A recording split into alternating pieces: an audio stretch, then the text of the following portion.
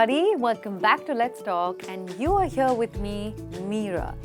Today we're going to talk about a lot about the word with the word down. Now, as you can see, down is actually a preposition, and I'm sure you're confused that what are phrasal verbs with down? Usually on our channel, and I personally like to take lessons of phrasal verbs where I actually have the verb with me and I help you, experiment with different prepositions. But today, I'm going to change the cycle and sort of like reverse it completely, where I have actually chosen the preposition which is down, and we are going to try to figure out which all verbs or what all verbs actually can go along with this preposition and what phrasal verbs we come up with. But I've actually sorted out few verbs right here. Can you think of any verbs that go with the word down, preposition down? Walking down, cycling down, crying down. Okay, any words that do you have in your mind? Write to me in your comments. If at all they are not a part of this board here. But let's take a look at this board now because I have some verbs for you. Okay, as you can see, down is a preposition, and although the arrows are going up, it's actually down is nothing but a direction which is in the decreasing action. That means most of the things that are related with the word down are actually going to mean decrease or fall or something to do with this direction. Okay, let's start with the first word that I have. Bring down. This phrasal verb actually means to cause fall of something. Now, this phrasal verb is used quite often politically.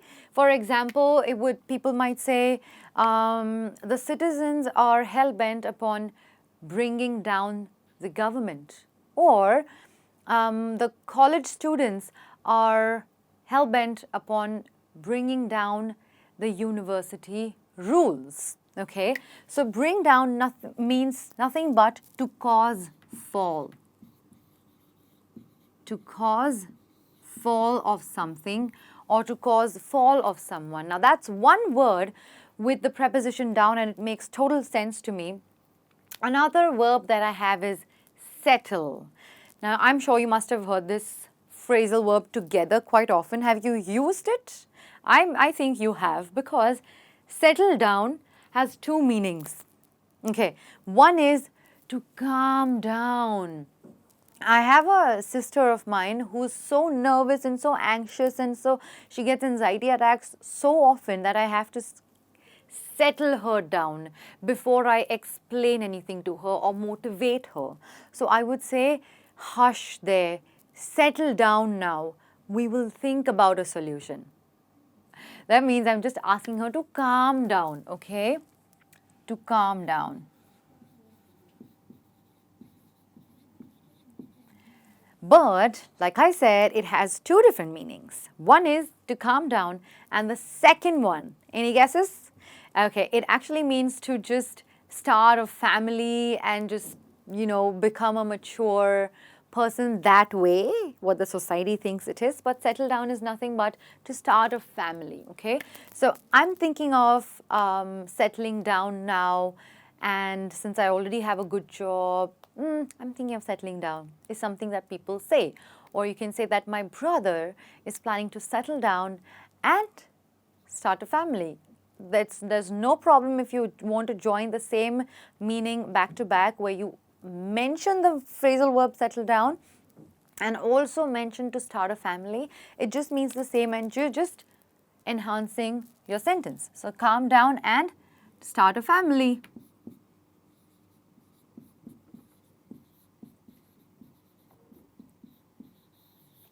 Simmer down. The next verb that I have is to simmer. Simmer down. Now this phrasal verb I use quite often to just, probably if someone is really hyper or really angry that way, I would suggest that person to simmer down. That means to reduce the anger specifically, guys, okay? It actually means, in a way, it also means to calm down, but it actually means to reduce your anger, okay? So,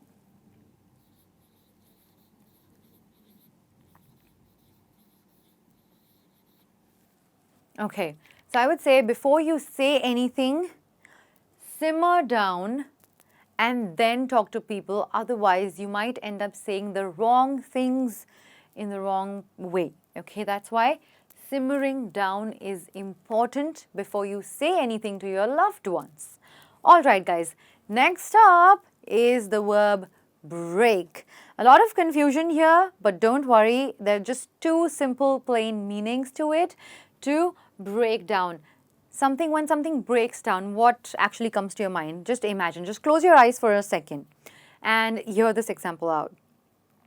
I got late because my bike broke down. Of course, it's a past tense, but what did you think of? What did you think the meaning was over here? To stop functioning, anything that just stops, okay? That means break down. Stop functioning.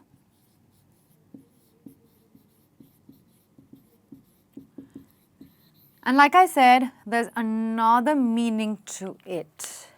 Again, close your eyes, listen to this example and tell me what it means. My sister broke down because her favorite pair of jeans got lost. Another example, I always break down when I see romantic movies or when I watch romantic movies. All right, open your eyes and tell me, what did you imagine? What could be the meaning of it? Breakdown means to lose control emotionally, you guys. That happens to me a lot. Does it happen to you? Tell me. Lose control emotionally. Also means break down. And of course, the word calm has to come, since I have explained about, calming down in so many different ways. But calm down specifically means to calm down, whether you're angry, nervous, or you're getting a panic attack or anxiety attack. You can just offer someone some few, wise words or any advice that you have or suggestion, and tell that person, I request you to calm down, relax, take a deep breath. We will solve the problem, okay? No matter what the problem is, you must calm down, okay? Now, this is simply but nothing to stop being emotionally stressed, okay?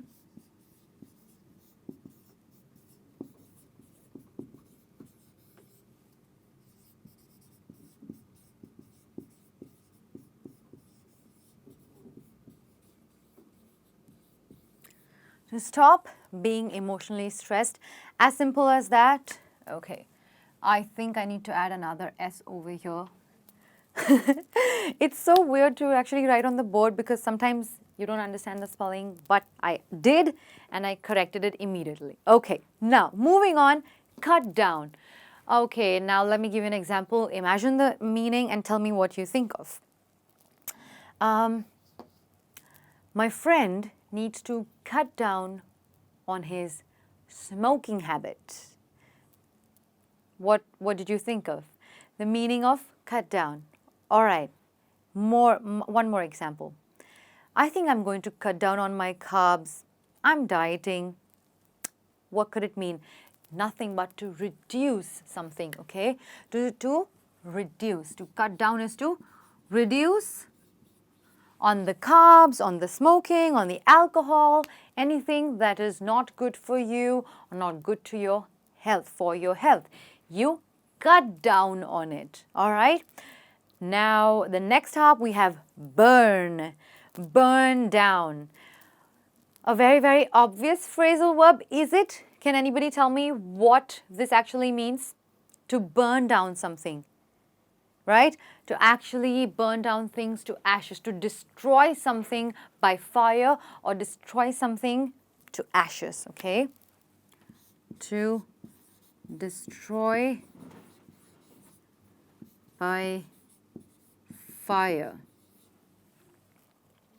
Okay, now that actually means to, so for example, if I have to say that the shop next to our house got burned down, that means something actually happened, that small place caught fire and the whole place was burned down to ashes. It's nothing, it's the literal meaning of the phrase to burn down something.